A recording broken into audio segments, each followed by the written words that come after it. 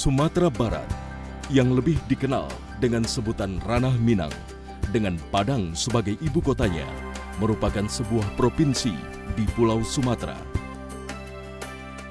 Sumatera Barat yang terletak di pesisir barat bagian tengah Pulau Sumatera terdiri dari dataran rendah di pantai barat dan dataran tinggi vulkanik yang dibentuk oleh bukit barisan. Keindahan pantai dan pegunungan menjadikan daya tarik sendiri seperti Kepulauan Mentawai, surga bagi para peselancar. Selain keindahan alam dan budayanya, Sumatera Barat terletak di kawasan yang dinamakan Pacific Ring of Fire, yaitu sebuah zona di mana sangat sering terjadi gempa bumi dan meletusnya gunung berapi. Dan daerah seperti pantai pesisir bagian barat dan Kepulauan Mentawai yang menghadap langsung Samudra Hindia sangat riskan akan ancaman gempa yang akan mengakibatkan tsunami.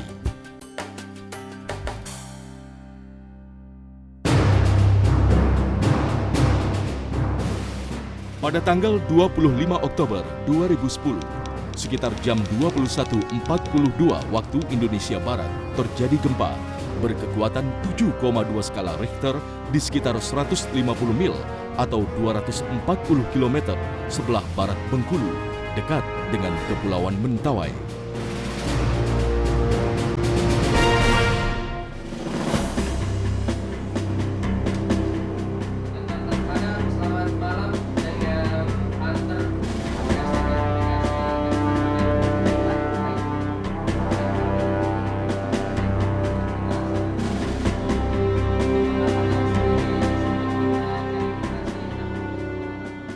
Jelas semua prosedur sudah kita kerjakan untuk pengecekan daerah yang berada di seluruh jajaran pantai bagian barat Sumatera. Setelah kita cek, pada umumnya masyarakat kita masih dalam keadaan baik-baik saja.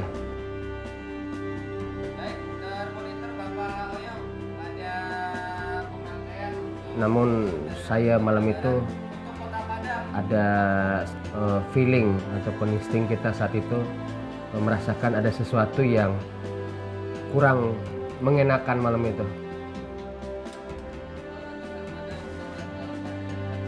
Dan kita meminta kepada rekan-rekan kalau mendapatkan informasi ataupun sempat menjalin komunikasi terutama dengan daerah yang ada di Kabupaten Kepulauan Mentawai, mohon dengan sangat kami yang bertugas di kantor SAR Padang malam itu mohon disampaikan juga, karena kita masih merasakan rasa khawatir yang sangat sehubungan dengan berita yang belum bisa kita dapatkan bagaimana keadaan sesungguhnya bagi saudara-saudara kita yang ada di Kabupaten Kepulauan Mentawai pada saat itu. Baik, Pak Riko, tentang daerah posisi Banten, Pak.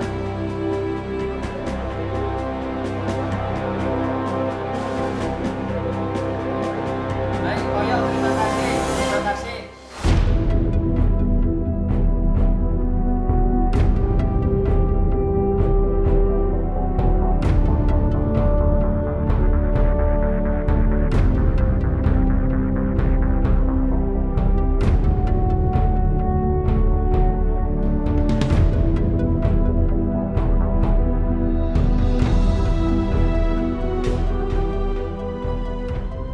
Pada saat pukul 21.42, gempa berkekuatan 7,2 skala Richter terjadi.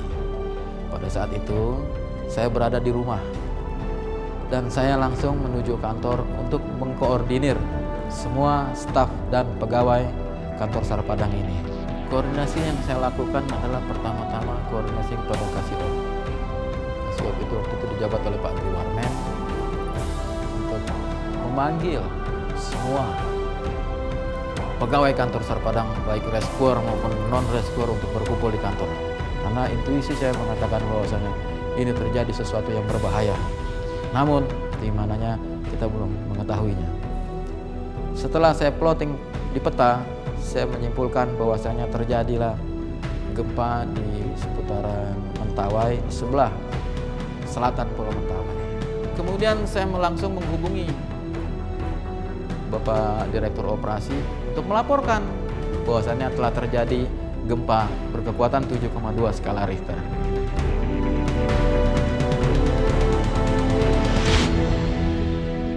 Sekitar antara jam 11 jam 12, Kabasarnas menurunkan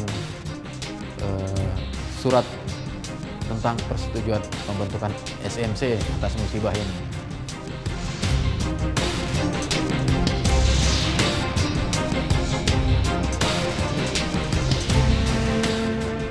Briefing terus kami lakukan, koordinasi terus kami lakukan, memanggil semua potensi SAR yang terkait dengan kantor SAR Padang, dan atas itu disimpulkan untuk memberangkatkannya pada esok hari, pagi.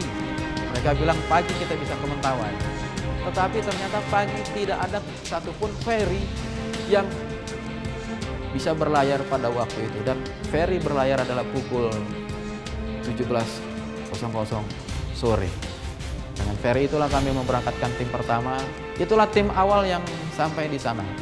Tim awal yang di sana langsung melakukan koordinasi, dan saudara Akmal kami tunjuk sebagai OSC, Mission Commander. Sementara saya atas perintah Kabasarnas untuk berkoordinasi di sini dengan BPBD Sumatera Barat. Dari hasil koordinasi ini kemudian datang tim-tim dari kantor SAR lain, termasuk dari Banda Aceh yang mengirimkan kapalnya. Nah, kita melakukan operasi total di kawasan Mentawai.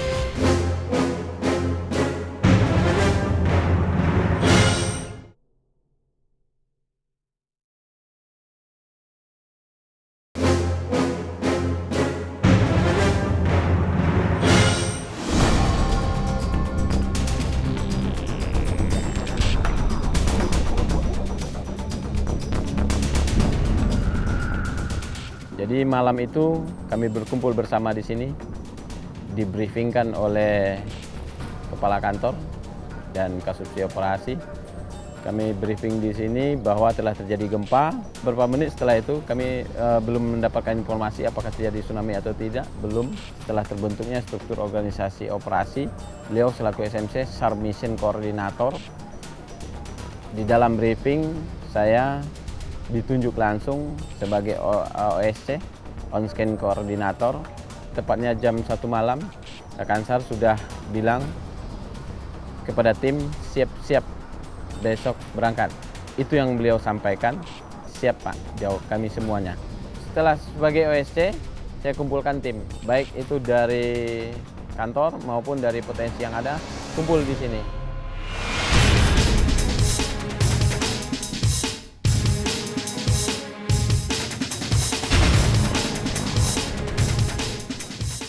Kebiasaan sudah siap dengan peralatan-peralatan yang ada, baik peralatan pribadi sudah disiapkan maupun peralatan untuk tim yang akan digunakan di Mentawai. Saya sebagai OSC Koordinator, saya briefing dan saya laporkan kepada SMC bahwa tim saya siap untuk diberangkatkan. SMC kembali membriefing kami, memberi arahan kepada kami secara teknis. Setelah itu baru kami diberangkatkan ke Mentawai dengan KM Barau.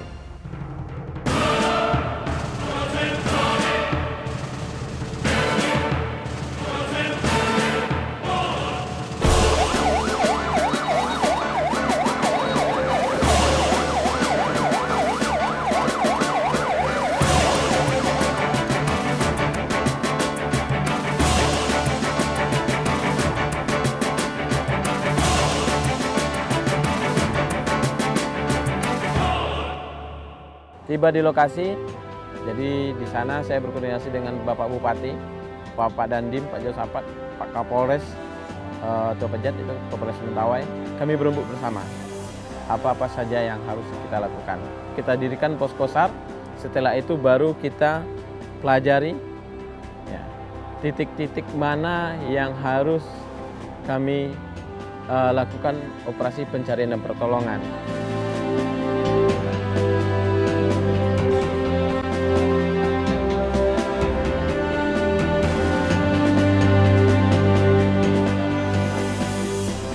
Dari terjadinya tsunami itu ada diperkirakan 61 titik yang kena tsunami. Dari 61 terdapat 19 titik yang terdapat korban yang meninggal. Dari 19 titik saya perkecil lagi, terdapat 9 titik yang ada korban meninggal dan masih belum ditemukan dan dievakuasi. Jadi 9 itulah target saya dalam pencarian dan pertolongan. Target utama pada saat itu adalah Muntai Baru-Baru yang membawa bendera rescue, artinya berkualifikasi rescue itu lebih kurang 50 tim yang tergabung dengan saya, dengan jumlah personilnya itu hampir 600 atau 585 orang yang tergabung dalam pencarian dan pertolongan. Nah, itu juga tergabung dari tim rescue yang dari Prancis, dari Malaysia gabung sama kita. Jadi gabung sama kita satu komando dalam pencarian dan pertolongan.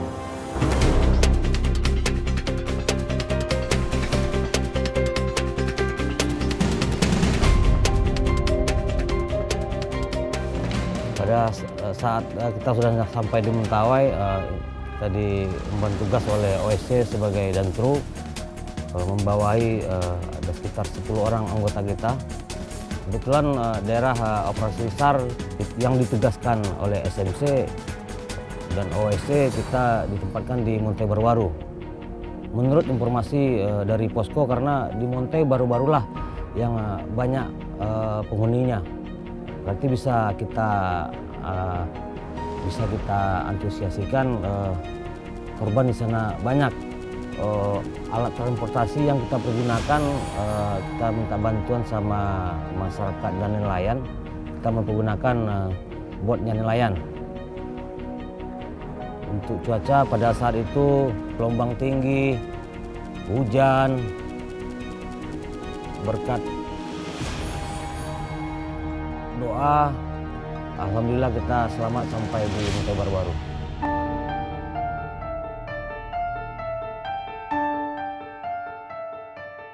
Pada saat sampai di Muntai Baru-Baru, saya pun merasa bagimanalah.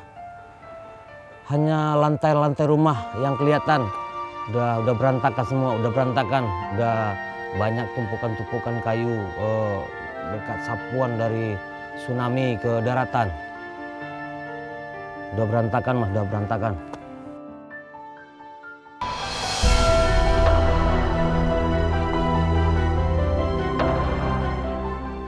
Pada saat itu pola pencarian yang kita gunakan tipe 3, yaitu sistem paralel. Jadi jarak antara sapuan kita, jarak antara reservoir pertama dengan reservoir kedua kita ambilnya jarak minimalnya 6 meter. Pada saat itu kita mendapat informasi di kanan paling ujung tim kita berteriak ada korban katanya yang masih hidup. Alhamdulillah kita fokuskan semua tim untuk merapat ke titik di mana korban itu ditemukan. Kita lakukan medipack, kita evakuasi dia. Untuk korban jenis kelaminnya laki-laki, namanya Martin, umurnya lebih kurang 9 tahun. Yang jelas pada saat kita evakuasi korban dari Muntai Baru-Baru ke Sekakap, korban masih hidup. Sampai sekarang saya pun berdoa mudah-mudahan Martin dalam keadaan sehat dan walafiat.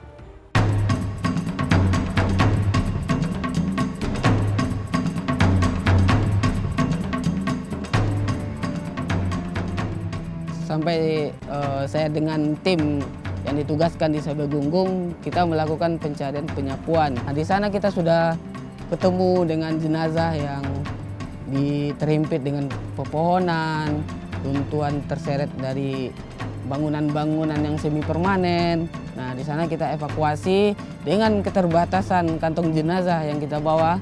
Itu kita tandai, kasih bendera atau pancang bahwasanya di sini loh. Untuk mempermudah tim-tim yang selanjutnya akan datang untuk membantu kita melakukan evakuasi jenazah di daerah tersebut.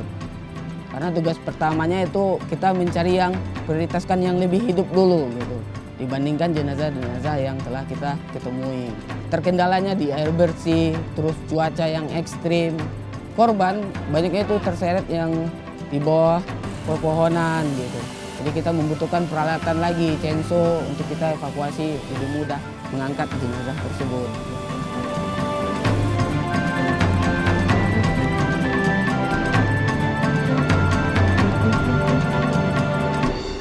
korban yang hidup laki-laki kisaran umur 12 tahun. Survivor yang keluar mengikuti arus sungai yang berada di barat Sabegunggung, itu dia menggunakan alat apung styrofoam. Styrofoam dia keluar sendiri, mungkin dia terseret arus di saat kejadian tsunami malam.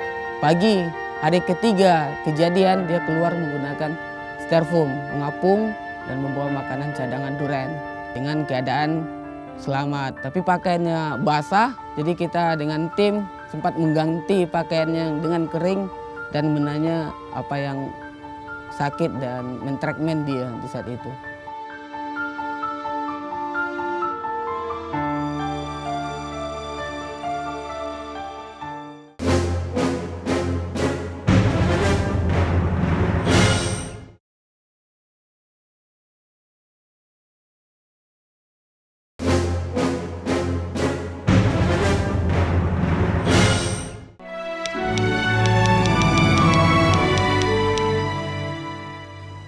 Saya selaku Kepala Pemerintahan ingin menegaskan sekali lagi apa yang saya sampaikan beberapa saat yang lalu, dan insya Allah akan pemerintah tuangkan nanti dalam satu kebijakan dan instruksi, apakah peraturan pemerintah, peraturan presiden, instruksi presiden, bahkan kalau perlu kita tarik menjadi undang-undang, yang intinya adalah perlu dilakukan penataan kembali lokasi-lokasi pemukiman yang nyata-nyata rawan terhadap gempa bumi dan tsunami, termasuk tanah longsor. Basarnas tidak bekerja sendirian. Kerjasama antar instansi terkait mereka lakukan, serta Basarnas pun membina potensi SAR yang ada. Memang kita sebetulnya sudah ada protap ya, yang kita sepakati bersama. Sehingga ketika terjadi gempa di Pagai itu, kita langsung berkomunikasi dengan Basarnas terkait dengan kira-kira tindakan apa yang harus kita lakukan. Nah itu tentu berdasarkan besaran kejadian. Malam itu memang akhirnya diputuskan kita harus kirim tim SAR. Nah, diberangkatkanlah pertama itu Basarnas yang dari Basarnas Padang. Berikutnya baru tim-tim lain menyusul. Nah, dalam hal ini Basarnas memang sudah menjadi tupoksinya, menjadi leading sektor di dalam kegiatan SAR. Semua sektor-sektor pihak-pihak yang melakukan operasi SAR di lokasi bencana itu semuanya di bawah koordinasi Basarnas. Basarnas menjadi leading sektornya, dan ini kita terapkan di ketika tsunami Mentawai itu.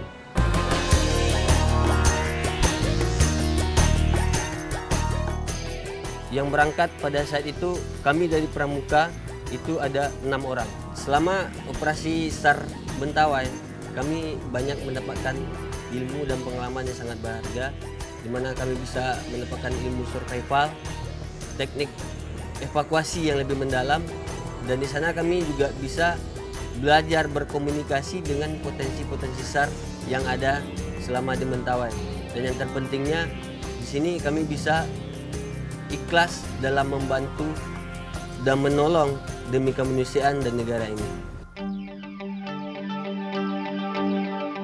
Dengan posisi Sumatera Barat yang tepat berada pada Pacific Ring of Fire, maka potensi bencana sangatlah besar. Oleh karena itu, kantor Basarnas Padang siap melakukan antisipasi datangnya musibah. Potensi yang terdapat di Padang banyak sekali. Sebagaimana kita ketahui, Kota Padang dan Sumatera Barat merupakan provinsi yang pesat perkembangannya. Seiring dengan pesatnya perkembangan itu, tingkat frekuensi transportasi pun bertambah, baik transportasi udara, laut, maupun darat. Dengan tingginya frekuensi transportasi, tinggi juga potensi musibah. Potensi musibah lainnya juga tak kurang, seperti gempa bumi, tsunami, banjir, tanah longsor, orang tenggelam di laut, di sungai, dan orang hilang di gunung. Kantor SAR Padang mempunyai program ke depan kita bagi menjadi 2. Secara internal, kita tentu meningkatkan kemampuan rescuer kita atau petugas kita dengan program-program pelatihan dan pendidikan serta menambah alat SAR kita. Secara eksternal, kita melatih potensi SAR, akan melaksanakan latihan bersama sehingga mempunyai sasaran yang sama dan pola pikir serta pola tindak yang sama juga. Selanjutnya juga kami dari kantor SAR Padang mempunyai program akan mendirikan pos SAR di Mentawai. Sebagaimana kita ketahui, cuaca di sana sangat ekstrim dan ombak laut tidak terduga, kadang-kadang sampai 5 meter. Ini menjadi ancaman musibah bagi masyarakat. Kita ketahui juga bahwa Kepulauan Mentawai sangat rawan terhadap musibah gempa dan tsunami. Ini karena Kepulauan Mentawai adalah termasuk dalam Ring of Fire. Inilah ide kita, mengapa kita merencanakan mendirikan pos di Mentawai, supaya respon time layanan SAR kita lebih cepat.